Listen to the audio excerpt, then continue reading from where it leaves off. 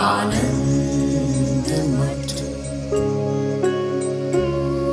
आनंद मठ और ऋषियों की अनमोल धरोहर को संजोएं।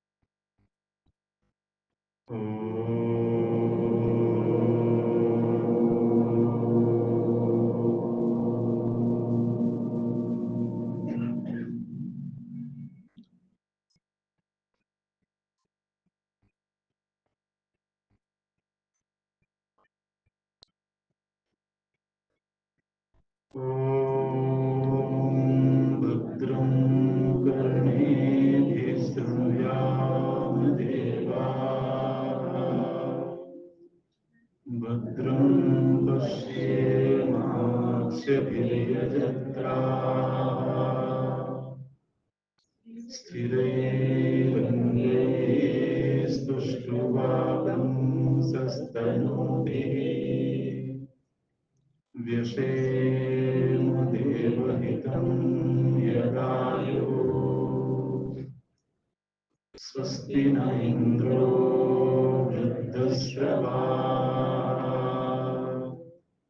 स्वस्ति न पूषा विश्ववेदाः स्वस्ति नस्तार्क्ष्यो अरिष्टनेमिः स्वस्ति नो बृहस्पतिर्दधातु ॐ शान्तिः शान्तिः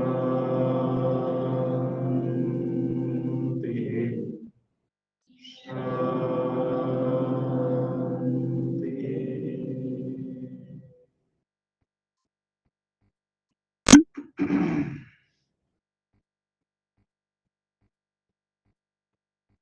सदा शिवसमारम्भाम्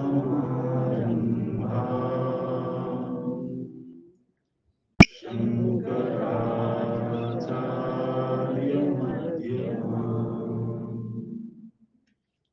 अस्मदाचार्यपर्यन्ताम्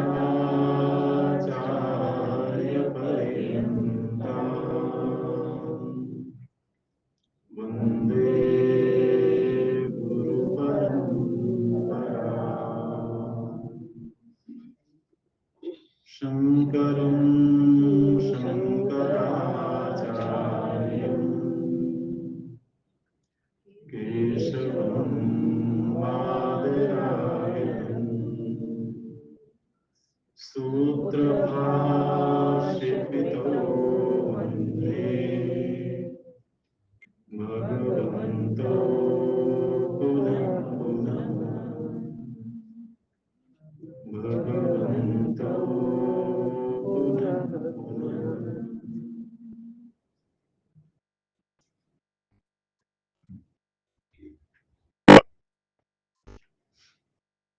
नमस्ते शङ्करानन्द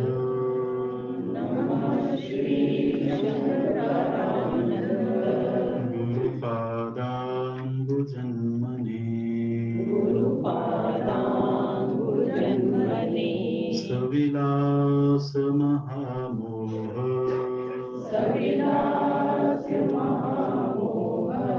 ग्राहग्रासैककर्मणे तत्पादाम्बुरुहद्वन्द्व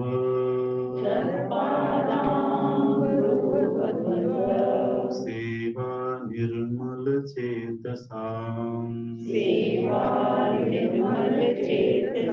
सुखबोधाय तत्त्वस्य तद्बोधाय तत्त्वस्य विवेकोऽयं विधीयते विवेकोऽयं विधीयते शब्दस्पर्शादयो वेद्याः शब्दस्पर्शादयो वेद्याः वैचित्र्या जागरे पृथक् वैचित्र्या जागरे पृथक् ततो विभक्ता तत्संवित् ततो विभक्तास्तत्संवित् ऐकरूप्यान्न भिद्यते एकरूप्यान् विद्यते तथा स्वप्नेऽत्र वेद्यं तु तथा स्वप्नेऽत्रवेद्यं तु न स्थिरं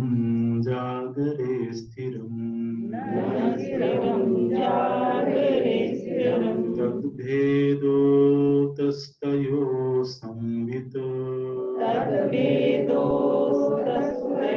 संवित् एकरूपा न भिद्यते एकरूपा न विद्यते सुप्तोत्थितस्य सौसुप्त सुप्तोऽस्थितस्य सौषुप्त तमोबोधो भवेत् स्मृतिः तमोबोधो भवेत् स्मृतिः सा चावबुद्धविषया सा चावबुद्धविषया अवबुद्धं तत्तदा तमः अवबुद्धं तत्तदा तमः सबोधो विषयाद् भिन्नो सबोधो विषयाद् भिन्नो बोधात् स्वप्नबोधवत् न बोधात् स्वप्नबोधवत् एवं स्थानत्रयेत्येका एवं स्थानत्रयेत्येका संवित् तद्वद्दिनान्तरे संवित् तद्वद्दिनान्तरे मासाब्दयुगकल्पेषु मासाब्दयुगकल्पेषु गतागम्येष्वनेकधा गतागम्येष्वनेकधा नोदेति नास्तमेत्येका नोदेति नास्तमेत्येका संविदेशा स्वयं प्रभा संविदेशा स्वयं प्रभा इयमात्मा परानन्दः इयमात्मा परानन्दः परप्रेमास्पदं यतः परप्रेमास्पदं यतः मानभुवं हि भूयासम् मानभुवं हि भूयासम् इति प्रेमात्मनीक्ष्यते इति प्रेमात्मनीक्ष्यते इयमात्मा परानन्दः इयमात्मा परानन्दः परप्रेमास्पदं यतः परप्रेमास्पदं यतः मानभुवं हि भूयासम् मानभुवं हि भूयासम् इति प्रेमात्मनीक्ष्यते इति प्रेमात्मनीक्ष्यते तत्प्रेमात्मार्थमन्यत्र तत्प्रेमात्मन्यत्र नैव मन्यार्थमात्मनि नैव मन्यार्थमात्मनि अतस्तत्परमं तेन अतस्तत्परमं तेन परमानन्दतात्मनः परमानन्दतात्मनः तत्प्रेमात्मार्थमन्यत्र तत्प्रेमात्मन्यत्र नैव मन्यार्थमात्मनि नैव मन्यार्थमात्मनि अतस्तत्परमं तेन अतस्तत्परमं तेन परमानन्दतात्मनः परमानन्दतात्मनः। ธรรม सच्चित्परानन्द इत्थं सच्चित्परानन्द इत्थं सच्चित्परानन्द तं सच्चित्परानन्द आत्मा युक्त्या तथाविधम् आत्मा युक्त्या तथाविधम् परं ब्रह्म तयोश्चैक्यम् परं ब्रह्म तयोश्चैक्यम् श्रुत्यन्तेषुपदिश्यते श्रुत्यन्तेषुपदिश्यते इत्थं सच्चित्परानन्द इत्थं सच्चित्परानन्द आत्मा युक्त्या तथाविधम् आत्मा युक्त्या तथाविधम् परं ब्रह्म तयोश्चैक्यम् परं ब्रह्म तयोश्चैक्यम् श्रुत्यन्तेषुपदिश्यते श्रुत्यन्तेषुपदिश्यते अभानेन परं प्रेम अपानेन परं प्रेम अभानेन विषये स्पृहा अपानेन विषये स्पृहा अतो भानेऽप्यभातासौ अतो मानेऽप्यभातासौ परमानन्दतात्मनः परमानन्दतात्मनः अभानेन परं प्रेम अपानेन परं प्रेम अभानेन विषये स्पृहा अपानेन विषये स्पृहा अतो भानेऽप्यभातासौ अतो मानेऽप्यभातासौ परमानन्दतात्मनः परमानन्दतात्मनः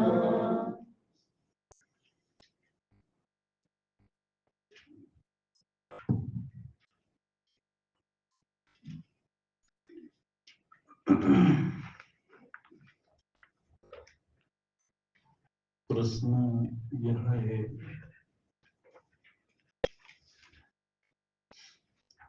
कि इस जीवन में और इस सृष्टि में हम सभी का परम प्रेमास्पद कौन है? प्रेम एक नैसर्गिक वृत्ति है। आनंद की अभिव्यक्ति प्रेम के रूप में होती है।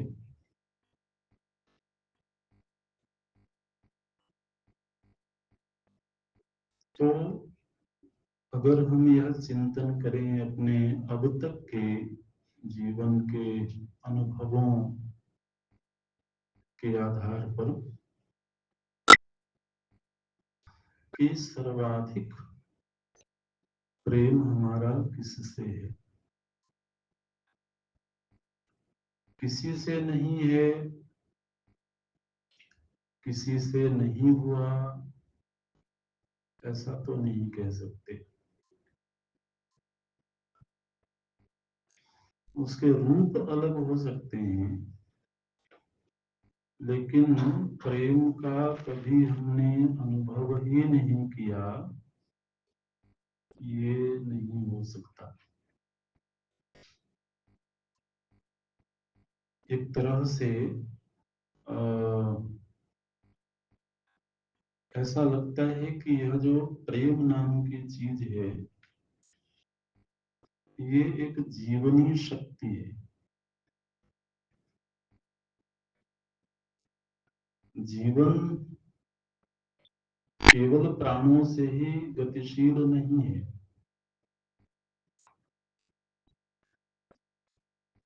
अगर कभी किसी के जीवन में कोई ऐसा समय आवे जब उसको ये लगे कि मेरा कोई प्रेमास्पद नहीं है, तो उसे वो जीवन अच्छा नहीं लगता है। ना। तो इससे ये पता लगता है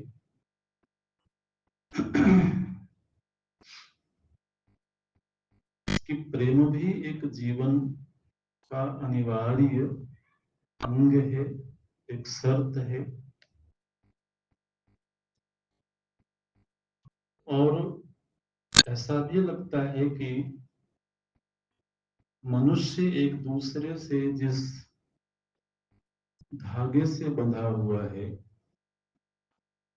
वह भी कहीं ना कहीं प्रेम ही है।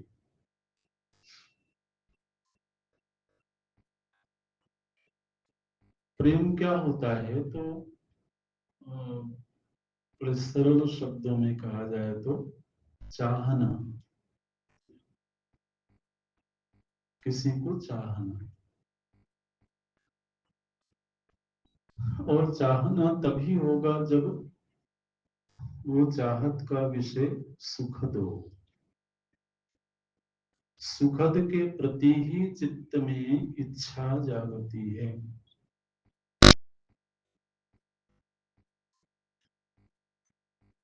वह भी कई बार ऐसा लगता है कि जैसे उसमें कोई प्रयत्न नहीं है। अगर कहीं सुखद की प्राप्ति हुई या सुखद की संभावना बनी तो उसके प्रति चाहत चित्त में जाग जाएगी। तो किसी व्यक्ति, वस्तु, स्थान, परिस्थिति को चाहने का नाम प्रेम है, ऐसा कह सकते हैं।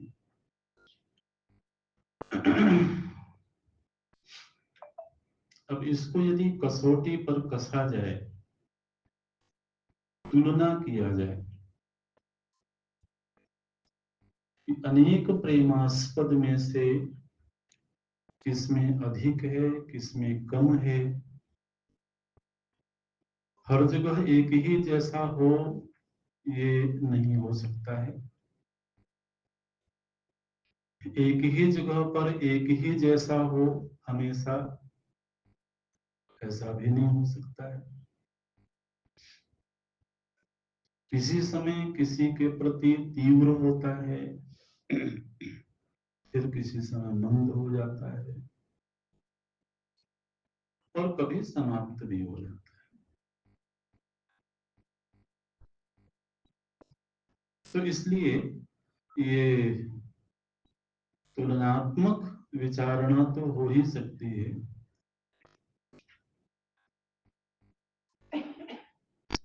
कि कम प्रेमास्पद और अधिक प्रेमास्पद का हेतु क्या है। तो कौन से पैमाने हैं जिनसे ये तय होता होगा।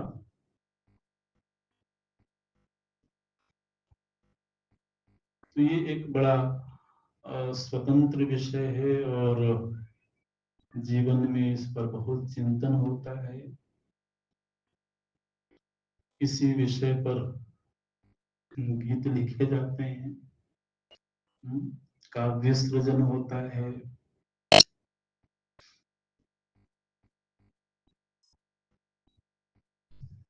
प्रेम में अनुकूलता है तब भी, प्रतिकूलता है तब भी।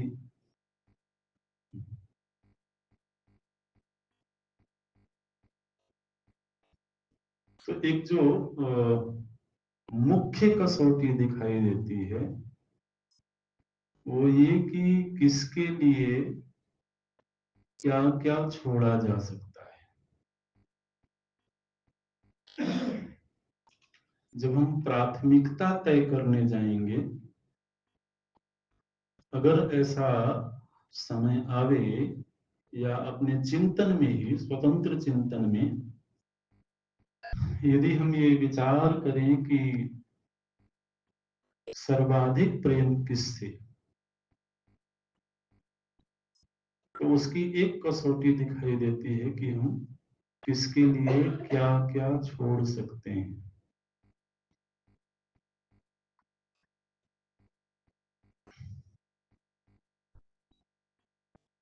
महाराज दशरथ के ऊपर ये एक आरोप लगाया गया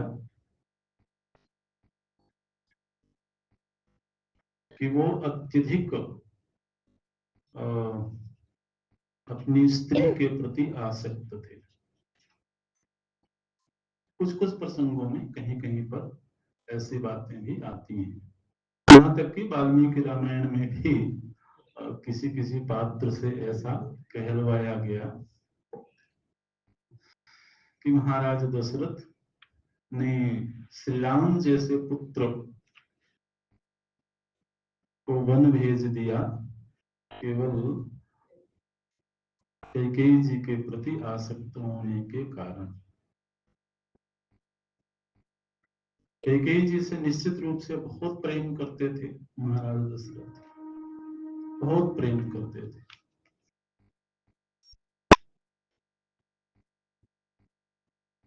लेकिन जब कैकेयी जी और राम जी में से किसी एक को चुनने का प्रसंग आया तो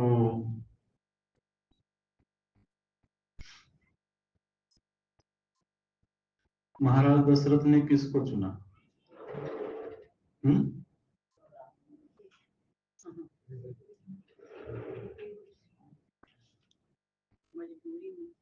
आपका विचार क्या कहता है?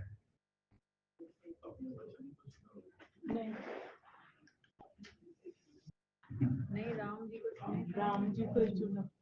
प्रेम ही अपने त्याग दिया, शरीर ही त्याग दिया। राम जी को चुना। जिस क्षण कैकेयी जी ने ये कहा कि राम जी को वन भेजना है, उसी क्षण महाराज दशरथ ने कैकेयी जी का त्याग कर दिया।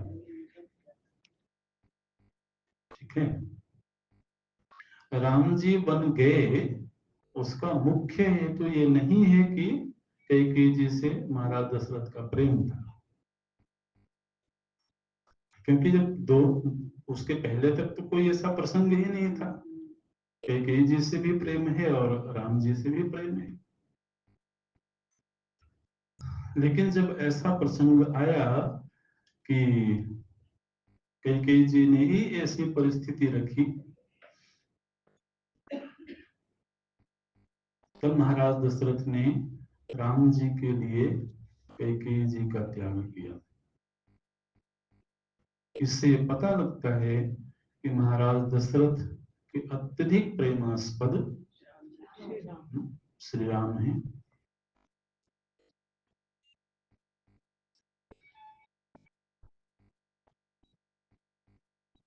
फिर उसका दूसरा एक पहलू और सामने आता है।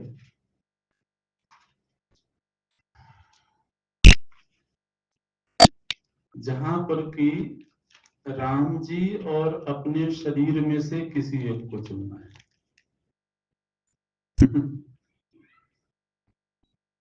है ना? उस समय पर भी महाराज दशरथ ने शरीर को नहीं चुन करके राम जी को चुना।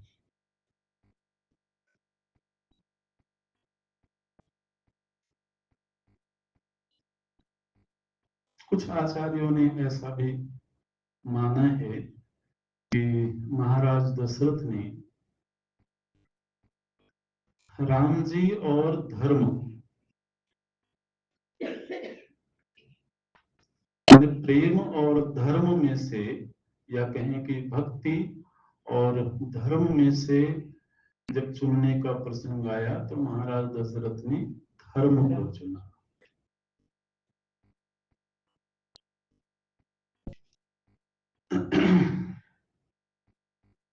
तो ठीक इसी तरह से यदि हम अपने जीवन, अपनी अनुभूतियों का विश्लेषण करें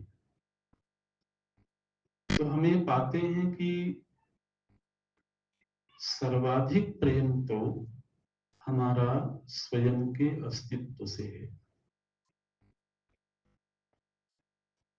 और वेदों ने इस तरह की बातें कही, आत्मनस्तु कामाय सर्वम प्रियम भवति। इस सृष्टि में बहुत प्रेमास्पद होंगे, बहुतों से हमने प्रेम किया होगा, कर रहे होंगे, करेंगे, लेकिन वो सब के सब आत्मनस्तु कामाय, वो प्रेमास्पद इसलिए बना क्योंकि वो मुझे सुख देता है ना। तो किसको सुखी करने के लिए हमने उसका चुनाव किया? स्वयं को ही ना। तो जिसको सुखी करना हमारी पहली प्राथमिकता है, उसी से तो प्रेम होगा। और इसका उल्टा भी दिखाई देता है। वही प्रेमास्पद यदि मैं को दुख देने लगे तो फिर प्रेम शिथिल होता है, और शिथिल होते होते वह कभी खत्म भी हो जाता है। क्यों खत्म हो गया? क्योंकि उसकी उपस्थिति से इस मैं को जो सुख मिलना चाहिए था वो अब नहीं मिल रहा है, या भविष्य में मिलने की संभावना नहीं। यहां तक कि कभी कभी कोई व्यक्ति अपने शरीर को भी छोड़ने की इच्छा रखता है।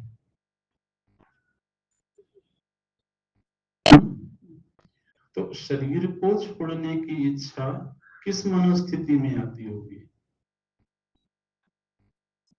जब शरीर मैं को दुख देने लगे। तो अगेन बात वही है कि चाहे शरीर के बाहर की कोई वस्तु व्यक्ति हो और चाहे शरीर हो, और क्या बताएं, चाहे कोई हमारी मनस्थिति हो, अगर कोई विचार, अगर कोई भाव, अगर कोई स्मृति हमको क्लेश देवे तो हम चाहते हैं कि यह हमारे मन से हट जाए।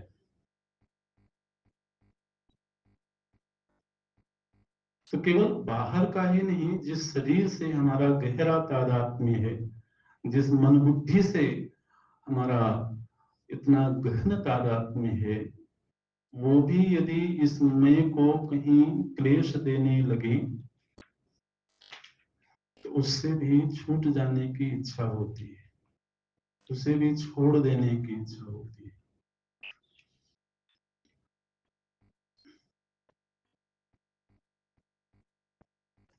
तो आचार्य बोलते हैं, देखिए यहाँ पर 8वें श्लोक में, इयमात्मा परानंद। देखिए यहाँ पर आचार्य आत्मा शब्द का प्रयोग करते हैं। यह आत्मा, इसके पहले तक संबित बोल रहे थे, तो जिसको हमने संबित कहा है वो वास्तव में आत्मा ही है। इयम आत्मा, इयम मतलब जिसकी चर्चा पहले से चली आ रही है। पहले से चर्चा चल रही थी संबित की, तो संबित से भी निश्चय हुआ कि संबित कोई चित्त की वृत्ति नहीं है। आत्म तत्व को ही संबित कहा जा रहा था। इयम संबित ऐसा भी बोल सकते थे, लेकिन बोलते हैं इयम आत्मा, जिसको अभी तक हमने सातत्य के रूप में सिद्ध किया है, जो अवस्था त्रय में सतत है, वही संबित अथवा वही आत्मा क्या है? बोले परानंद। वह केवल चित और सत ही नहीं है, बल्कि परानंद, परम आनंद रूप भी है।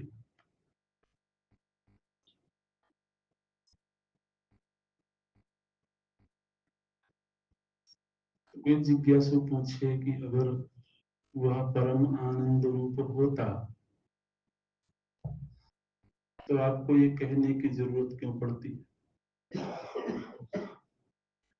क्योंकि आनंद तो अनुभव का विषय होता है ना।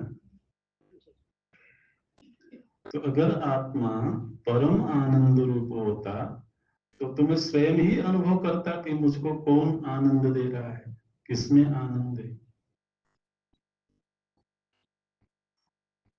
तो चूंकि जो वक्तव्य दिया जा रहा है उस वक्तव्य में हमारी सहज स्वीकृति नहीं हो सकती है, इसलिए हेतु देते हैं। क्या हेतु देते हैं? पर प्रेमास्पदम यतः, यतः माने चूंकि ये आत्मा परम प्रेमास्पद है।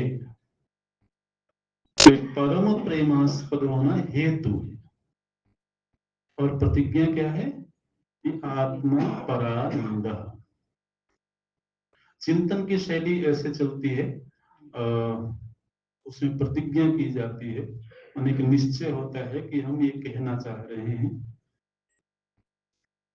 लेकिन वो जो आपने प्रतिज्ञा करी है उसको तर्क से पुष्ट करने के लिए हेतु देना होता है, और हेतु के बाद फिर उसमें दृष्टांत दिया जाता है, फिर उपनय निगमन, इस तरह से पंचीकरण प्रक्रिया होती है चिंतन में। तो हेतु देते हैं पर प्रेमास्पदम यतः, यतः चूंकि यह आत्मा पर प्रेमास्पद है, इसलिए इसको परम आनंद रूप होना चाहिए।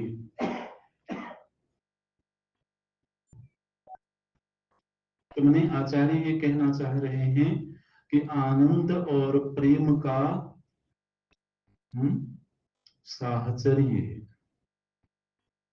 साहचर्य शब्द आप समझते हैं ना, कि जब भी होंगे तो दोनों साथ ही होंगे। अगर प्रेम होगा तो वहां आनंद होगा ही होगा। और प्रेम की कसौटी पर जब हम कसने जाते हैं तो सबसे ज्यादा हम स्वयं से ही प्रेम करते हैं, ऐसा दिखाई देता है। क्योंकि स्वयं के लिए, स्वयं के अस्तित्व को बनाए रखने के लिए व्यक्ति कुछ भी छोड़ सकता है।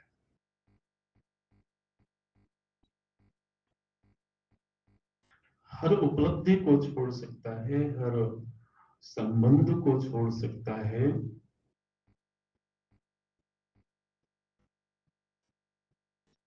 दूसरी चीज किसके लिए किसको छोड़ा जा सकता है, ये एक कसौटी है।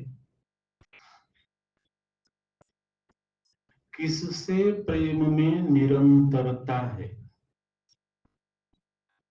ये दूसरा मापदंड है। किससे प्रेम में तीव्रता है,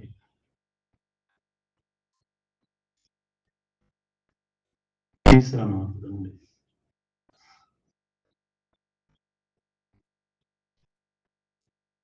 किससे प्रेम में शर्तों की न्यूनता है,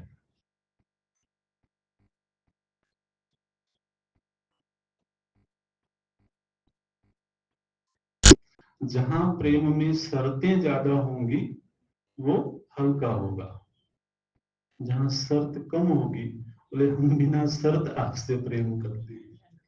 क्यों करते हो जी? बोले बस करते हैं। करते हैं माने वहां कोई कोई शर्त नहीं है। अब स्वयं के विषय में पूछा जाए कि तुम स्वयं से क्यों प्रेम करते हो, ध्यान रखना, ये जो स्वयं से प्रेम की चर्चा हो रही है ये कोई अभिमान वाली बात नहीं है, है ना। जो एक नैसर्गिक अनुभूति हमारे भीतर जन्म से ही है, उसकी चर्चा हो रही है। तो स्वयं से जो प्रेम है उसमें कोई शर्त नहीं है, कोई शर्त कभी देखी नहीं गई।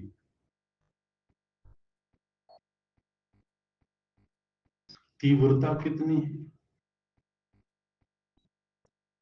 अत्यधिक तीव्रता है।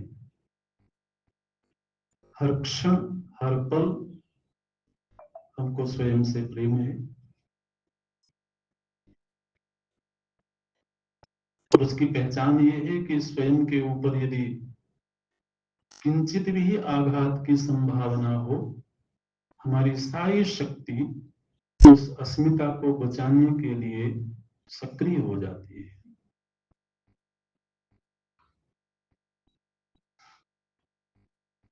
काल की कोई सीमा है? कितने दिन तक प्रेम करना है? लौकिक व्यवहार में काल सीमा रहती है, तीव्रता और शिथिलता भी रहती है। कभी बहुत तीव्र होगा, कभी शिथिल हो जाएगा।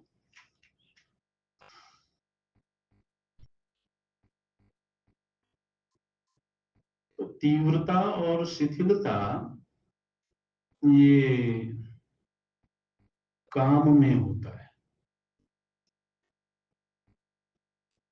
निरंतरता और अल्पता ये लोभ में होता है।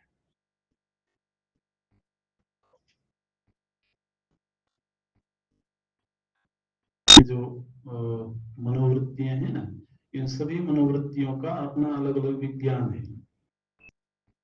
जो काम होता है ये प्रथम क्षण में बहुत तीव्र होता है, कालांतर में मंद हो जाता है। लोभ कैसा है? उसमें सातत्य है।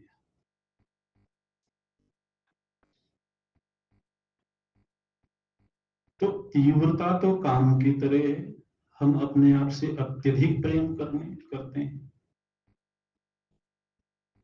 लेकिन निरंतरता लोभ की तरह से है, निरंतर प्रेम करते हैं। ऐसा कभी नहीं हुआ कि स्वयं के प्रति प्रेम शिथिल हो गया हो, मंद हो गया हो।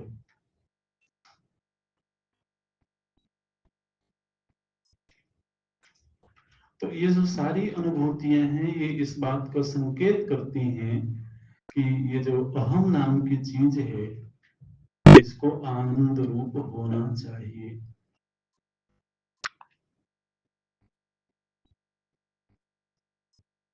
दृष्टांत के लिए हम सुषुप्ति को ले सकते हैं। सुषुप्ति काल में तो ये सुषुप्ति आनंद रूप है ऐसा अनुभव नहीं होता है ना। सुषुप्ति से जागने के बाद हम कहते हैं कि मुझको सुख मिला।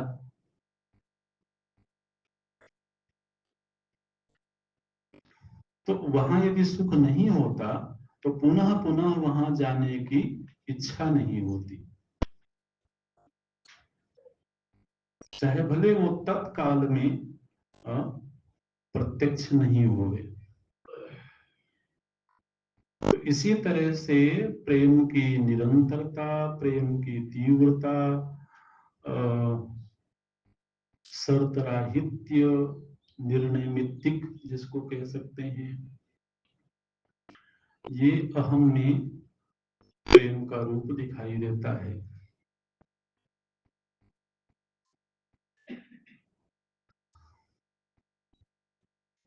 और वेदों ने बहुत खुल करके इस पर चर्चा करी है। आत्मनस्तु कामाय सर्वं प्रियं भवति, यहाँ तक कि बोले न पत्युः कामाय पतिः प्रियं भवति।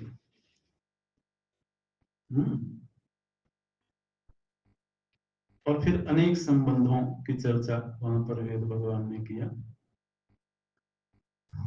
पुत्र के लिए पुत्र से प्रेम नहीं है, स्वयं के लिए पुत्र से प्रेम है।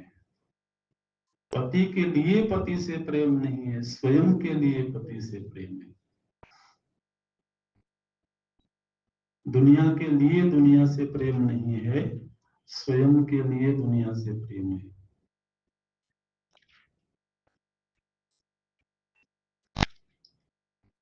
ये तो बड़े स्वार्थ की बात सिखा रहे हैं वेद भगवान।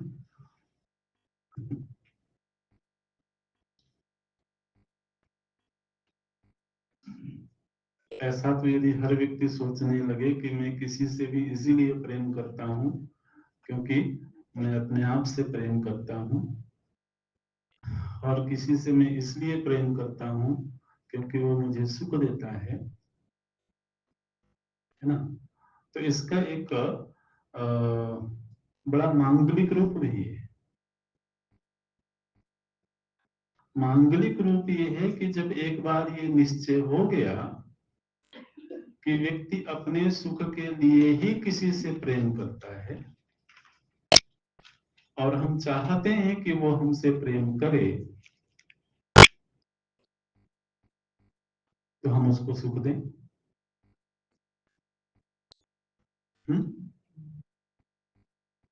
कि नहीं?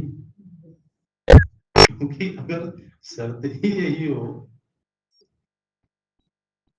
कि उसके भीतर प्रेम की वृत्ति जगेगी ही तब जब उसको सुख की प्राप्ति होगी। तो हम एक तरफ दुख भी देते रहें, और ये भी चाहत रखें, ये भी कामना करें कि वो हमसे प्रेम क्यों नहीं करते नहीं।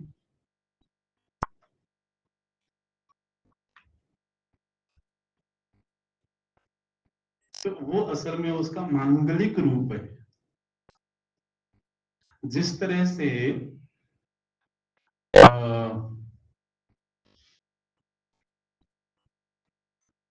हम उसे सुख देंगे तो वो हमसे प्रेम करेगा, इसी तरह से वो हमें सुख देगा तो हम उससे प्रेम करेंगे।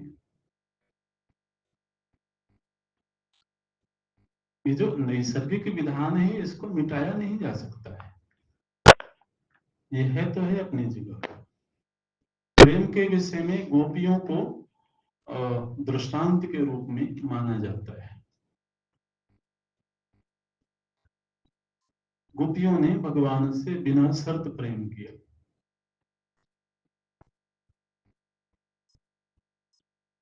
लेकिन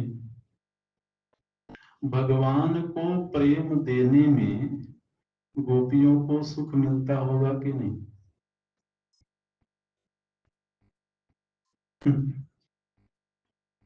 भगवान को सुख देने में चूंकि गोपी को सुख मिल रहा है इसलिए प्रेम कर रहे हैं, इसलिए सुख दे रही हैं।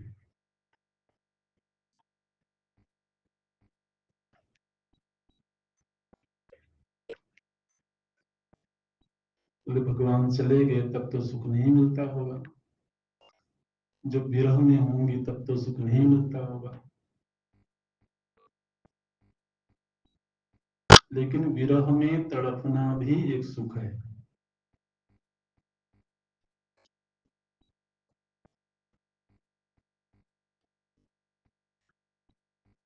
सुख को एक दूसरे शब्द में अगर थोड़ा और सरल बनाए तो रसानुभूति।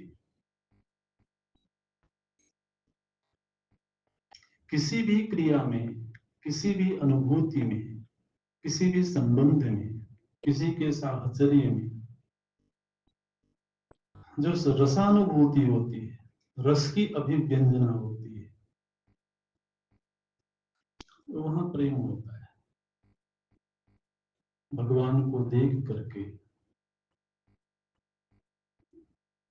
भगवान की वाणी सुन करके, उनकी लीलाओं को देख करके, यहां तक कि विरह में उनको स्मरण करके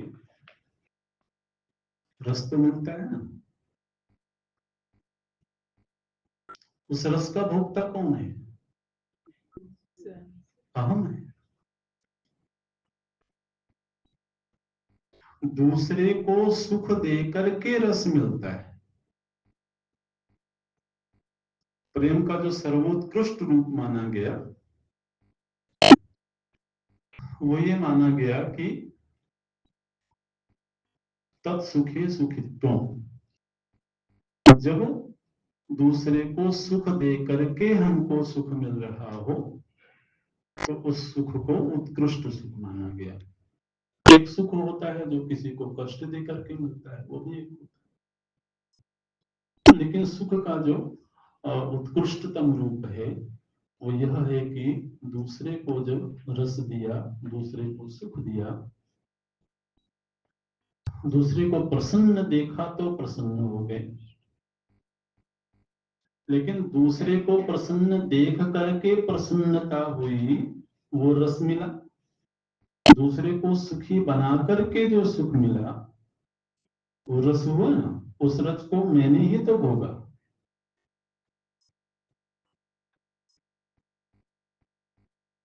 तो इसलिए हर रस, हर सुख, हर प्रेम का जो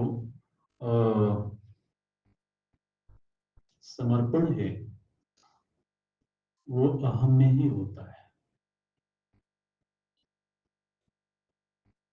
तो चूंकि यह अहम परम प्रेमास्पद है, इसलिए यह परम आनंद रूप है, ऐसा मानना चाहिए।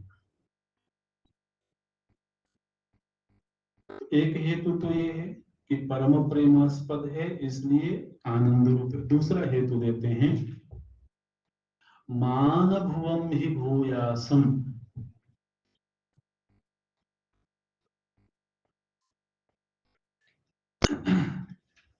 कभी ऐसा होवे कि मैं न हूं, ऐसी इच्छा कभी नहीं जागती।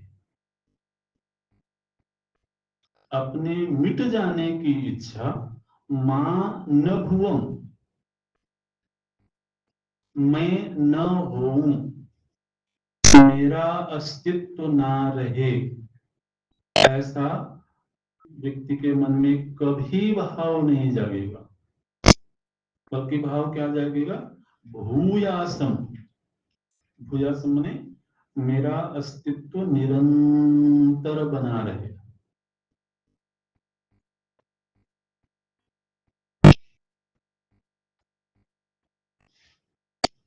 जो व्यवहारिक संबंधों में कोई अत्यधिक अत्यधिक प्रेम करते हो किसी से, वहां पर भी कुछ ऐसे क्षण होते हैं जहां ये लगता है कि अभी मैं थोड़ा अकेले रहना चाहता हूं। नहीं होता।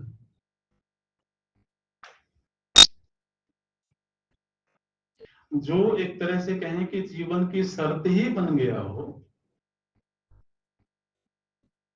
उस संबंध में कोई ना कोई तो ऐसा समय होता ही है जब हमें ऐसा लगता है कि अब ये थोड़ा हाँ, अच्छा स्पेस ठीक है। लेकिन क्या कभी ऐसा होता है कि हम स्वयं से स्पेस मांगते हो?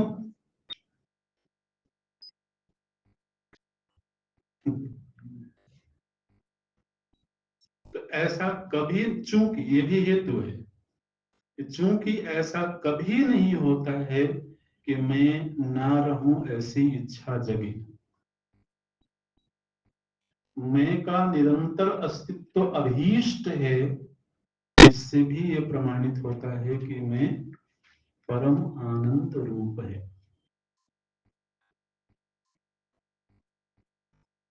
प्रेमात्मनि ईक्षते, यह जो प्रेमात्मा है इसमें ऐसा दिखाई देता है। ये वाक्य है पूरा कि जो अत्यधिक प्रेमास्पद हमारा आत्मा है उसमें ये दिखाई देता है कि यह निरंतर बना रहे, ये इच्छा रहती है। इसका कभी लोप हो जाए ये इच्छा कभी नहीं जागती है।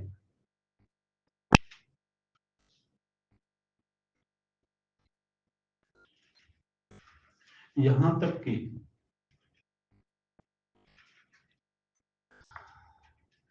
कभी कभी व्यक्ति अपने आप को बेहोश बना देना चाहता है ना, अपने आप को भी भूल जाना चाहता है, लेकिन वो अपने आप को भी तब भूल जाना चाहता है जब उसके भीतर चल रहे कोई विचार उसको तकलीफ दे रहे हो। कोई स्मृति, कोई भावना उसको तकलीफ दे रही हो, उस समय पर वह चाहता है कि मैं अपने आप को भूल जाऊं ताकि ये विचार मेरे चित्त में उस समय के लिए ना रहे। उस समय भी वह उस दुख देने वाले विचार से ही अपने आप को बचाने की चेष्टा करता है।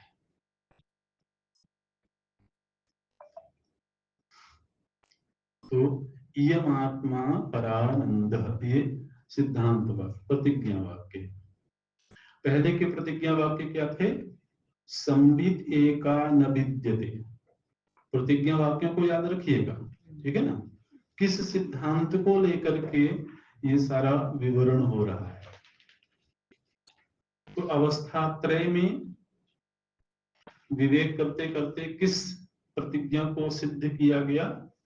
संबित एका न भिद्यते। संबित एक ही है और उसका कहीं पर भी खंड नहीं होता है, भेद नहीं होता है। दूसरी प्रतिज्ञा तो दूसरा सिद्धांत ये प्रकट हुआ कि इयम आत्मा परानंदः, और यह परम आनंद रूप है। इसके लिए हेतु दिए गए। एक हेतु दिया गया कि चूंकि यह परम प्रेमास्पद है, और दूसरा हेतु दिया गया कि इसका साथ निरंतर बना रहे, ऐसी इच्छा है।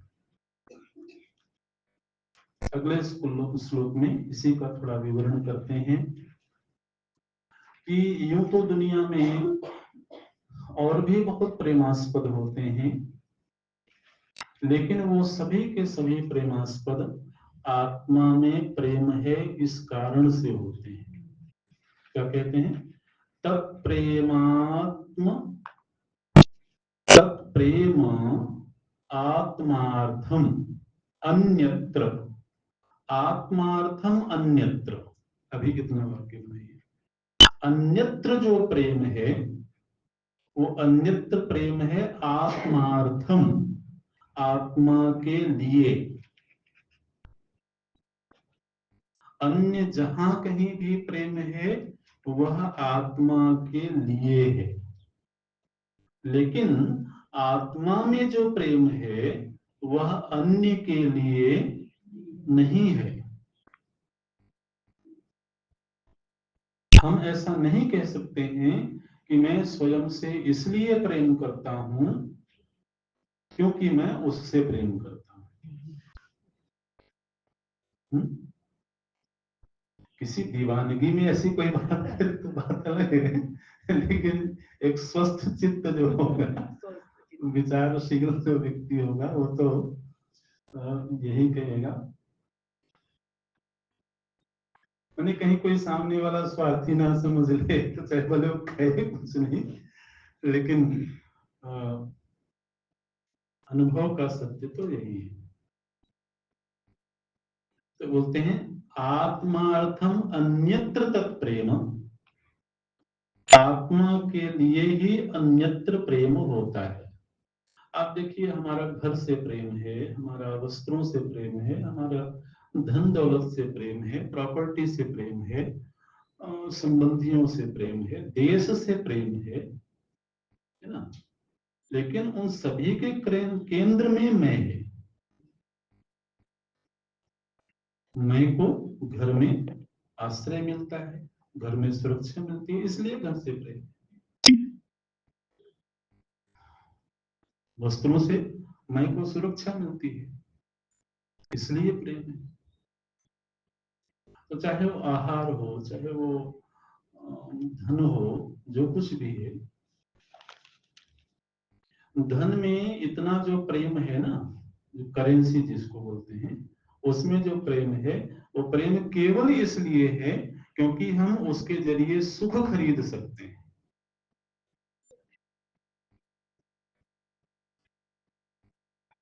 सुखद वस्तु खरीद सकते हैं, माने सुख खरीद सकते हैं। उसमें क्रय शक्ति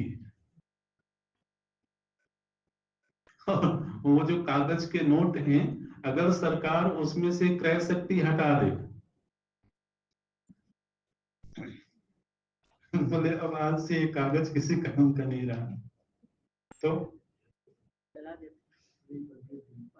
प्रेम चला गया।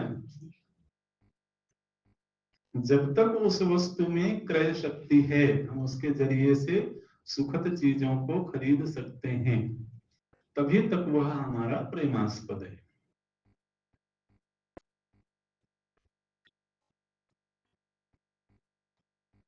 बोले अजी हमको अब इस देश में मजा नहीं आता है। अच्छा, तो बोले अब किसी और देश में चलते हैं।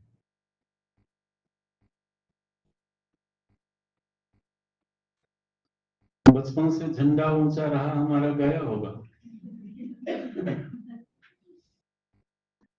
झंडा ऊंचा रहे हमारा, विजयी विश्व तिरंगा प्यारा, भारत देश महान है, ये बचपन से गाया होगा। लेकिन इसमें यहाँ इतना करप्शन है, यहाँ पॉल्यूशन है, ये है, ये है, ये वो सारी जो चीजें बता रहा है, वो क्यों बता रहा है? उसको लग रहा है कि सुख नहीं मिल रहा है। इतनी ही तो बात है, और क्या है।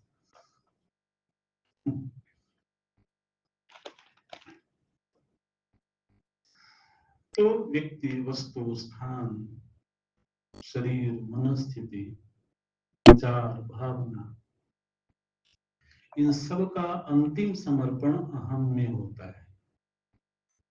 इसलिए इन सब से प्रेम आत्मा के लिए है। दूसरा वाक्य क्या बोलते हैं? नैव अन्यार्थम आत्मनि, अन्य के लिए आत्मा में प्रेम नहीं है।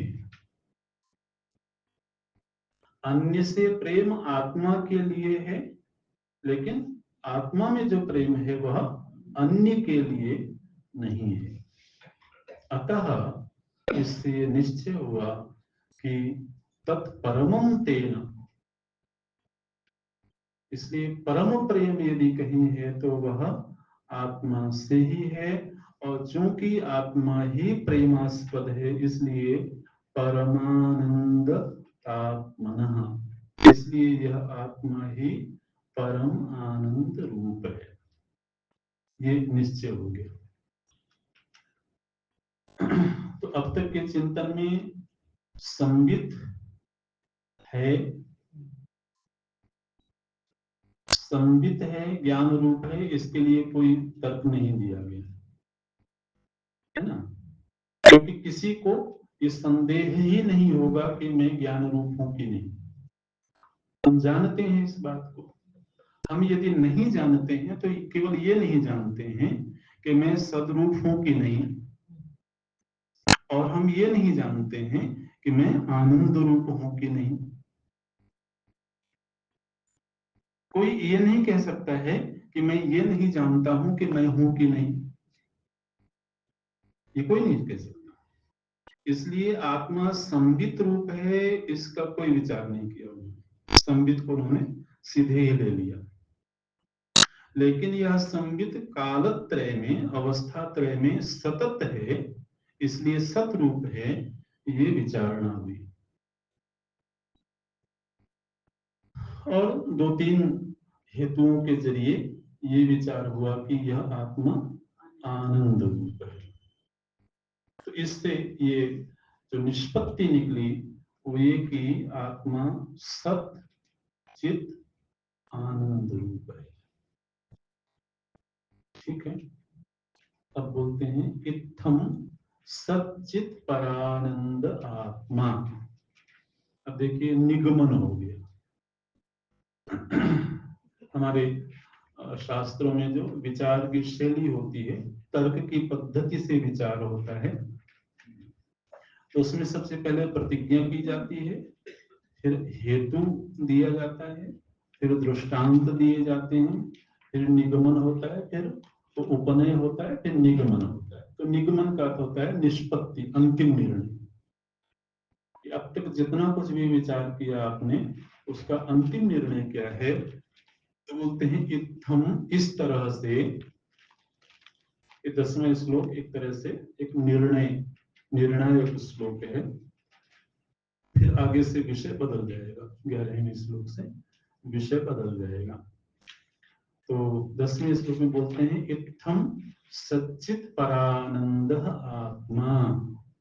यह जो आत्मा है सच्चित और परम आनंद रूप है। ये आपने किस आधार पर निश्चय किया? बोले युक्तिया, युक्ति के जरिए, तर्कों के जरिए। और जो भी हमने तर्क दिया आपने उसको खंडित नहीं किया, इसलिए ये निश्चय हो गया। कि आत्मा आनंद रूप है। अच्छा जी,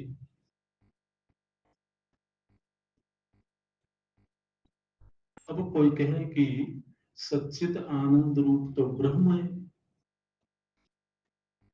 आपने तो ऐसा निश्चय आत्मा के लिए किया है, लेकिन हमने ये जो लक्षण सुने हैं सच्चित आनंद, ये लक्षण तो ब्रह्म के हैं।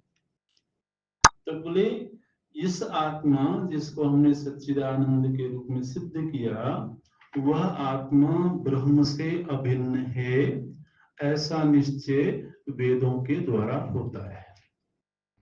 क्या बोलते हैं? परम ब्रह्म तयोहो च ऐक्यम। परम ब्रह्म और तयोह मतलब उन दोनों में, आत्मा और ब्रह्म, इन दोनों में जो ऐक्य है, एकता है, यह श्रुति अंतेषु उपदिश्यते। श्रुति के अंतिम भागों में उपदेश किया गया है। अंतिम भाग माने उपनिषद। श्रुतियों का, वेदों का अंतिम भाग उपनिषद है, वेदांत है। तो आत्मा सच्चित आनंद रूप है, ये हमने बिना श्रुतियों का सहारा लिए। ध्यान दीजिएगा, दूसरे श्लोक, तीसरे श्लोक से लेकर के 9वें श्लोक तक जिस तरीके से निर्णय दिया गया, इसमें कहीं श्रुति वाक्य को कोट नहीं किया। नहीं तो साधक ये कह सकता था कि ऐसा तो वेदों ने कहा है, लेकिन जिस तरीके से उपदेश हुआ उसमें हमारे अनुभव को सामने रख करके उपदेश किया गया। तो इसलिए बोले युक्ति से, युक्ति से तो हमने यह निश्चय किया, लेकिन यही आत्मा ब्रह्म है, यह निश्चय श्रुति वाक्यों से होता है। श्रुति के अंतिम भाग उपनिषदों से ये निश्चय होता है। क्योंकि अभी हम जिस आत्मा की चर्चा करते हैं, ऐसा लगता है कि जैसे वह एक व्यक्ति के रूप में है, वही ब्रह्म के रूप में है, ऐसा किसी अनुभव से नहीं लगता है। प्रेमास्पद है ये तो अनुभव से लगता है, तीनों अवस्थाओं में है, यह भी अनुभव से लगता है, लेकिन यही सर्वत्र व्याप्त है, ऐसा अनुभव से नहीं लगता है। इसलिए वहां श्रुति वाक्यों की आवश्यकता होती है। एक तरह से यहाँ पर एक विचार संपन्न हो गया। अब 11वें श्लोक से जो विचार होगा, एक बहुत ज्वलंत प्रश्न,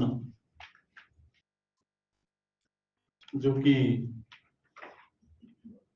अब तक का जितना भी प्रसंग है उसको सुनने के बाद हर किसी साधक के मन में उठेगा।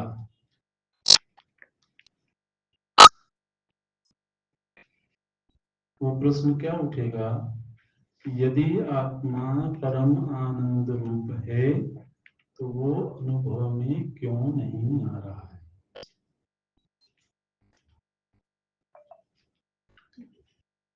तो एक बड़ा प्रश्न है। इसी प्रश्न को लेकर के फिर 11वें श्लोक से चिंतन होगा।